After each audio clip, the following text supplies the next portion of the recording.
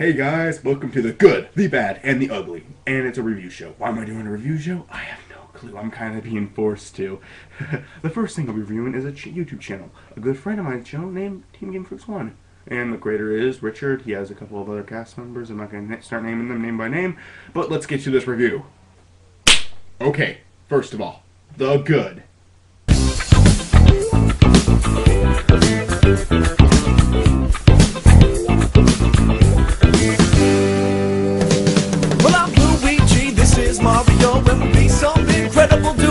The bad. Rock and roll McDonald's! Rock and roll McDonald's! Rock and roll McDonald's! Rock and roll McDonald's! And the ugly.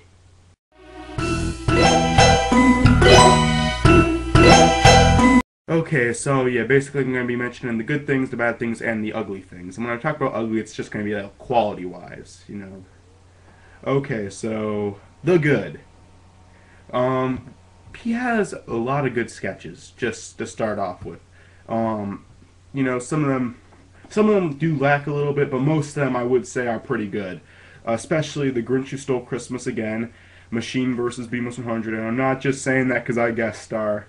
I actually think most people will enjoy that one. And most of his sketches are kind of like, they have a bit of a plot to each of them, but there are a few that are really short and random.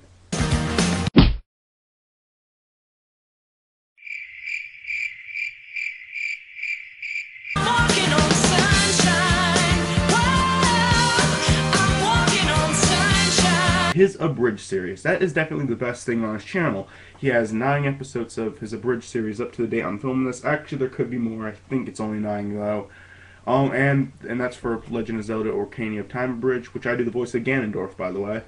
And then there is Mega Man 64, which only has 1 episode so far, but has a lot of potential, and I think that after watching the first episode, his other episodes are going to be good. So if you are one of those people that aren't going to have much time to check out his videos and only will be able to watch a few of them, watch Ocarina of Time abridged and Mega Man 64 abridged, because those definitely are the best things he has on his channel. The music. Richard is actually a pretty good singer. It's not American Idol worthy or anything, well, maybe audition worthy, but he has a pretty good voice compared to most people I hear sing on YouTube.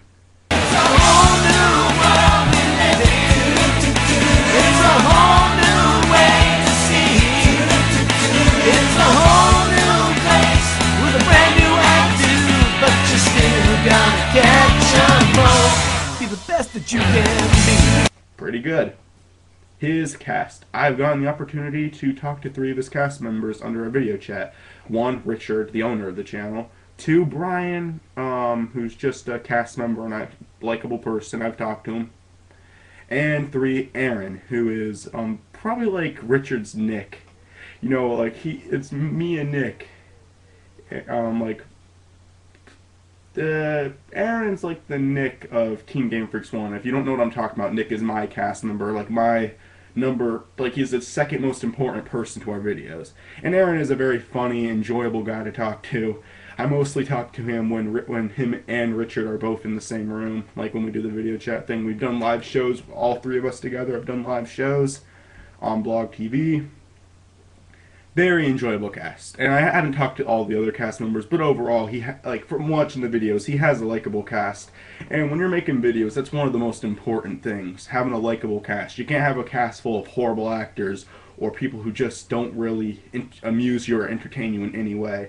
So his cast does entertain me, and it's just a likable cast. They're likable people, likable videos. He has a good cast. Okay, so sadly, yeah, we're done with the good, and it's time to go to the bad. Okay, some of his sketches are not really that good. While most of them I actually do think are good, he does lack in some ways. Okay, so one sketch I really don't like is Soap in the Movie.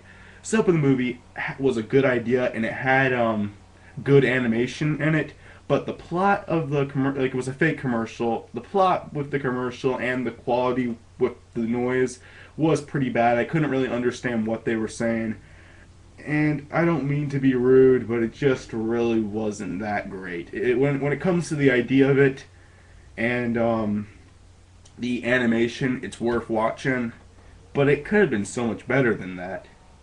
That's actually really the only sketch I think is a downfall on this channel.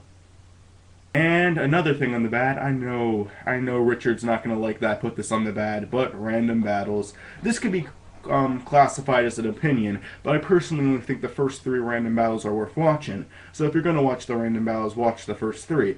But after that, they just started lacking. Richard says he thinks his best one is Random Battles 8. The thing with that is I couldn't understand what they were saying. It could have been the best one. I just don't know. The first 3 were actually pretty well made with good quality. You could understand what they were saying, and it was funny.